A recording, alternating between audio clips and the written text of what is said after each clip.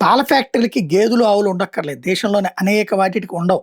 కాకపోతే వాళ్ళు ఎవరైతే గేదెలు, ఆవుల్ని పెంచుకుంటున్నటువంటి రైతులకి పాల శీతలీకరణ కేంద్రాలు ఏర్పాటు చేసి, అందులో ఆళ్ళందరూ వస్తే వాళ్ళకి సంబంధించిన పాలు తీసుకొస్తే, అందులో వెన్న శాతం ఎక్కువుంటే ఒక రేటు, వెన్న శాతం తక్కువుంటే ఒక రేటు, ఆవు పాలైతే ఒక రేటు, గేదె పాలైతే ఒక రేటు ఇచ్చి తీసుకొని, వాటిని తమ తమ ఫ్యాక్టరీలకి తీసుకెళ్ళి అక్కడ కాగబెట్టి, కరగబెట్టి ఆ పైన పాల ప్యాకెట్లా, పెరుగా, లేకపోతే మజ్జిగ, లేకపోతే నెయ్య, వెన్న ఇట్లాంటియన్నీ చేస్తా ఉంటారు.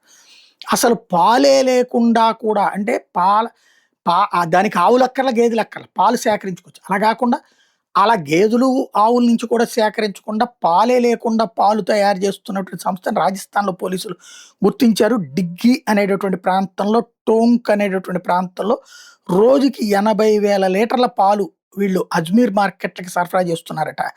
దాదాపు 5,500 లీటర్ల కల్తీ పాలని అంటే ఇప్పుడు వీటితో తయారు చేసింది సింథటిక్ మిల్క్‌ని పట్టుకున్నారు ఇప్పుడు తాజాగా.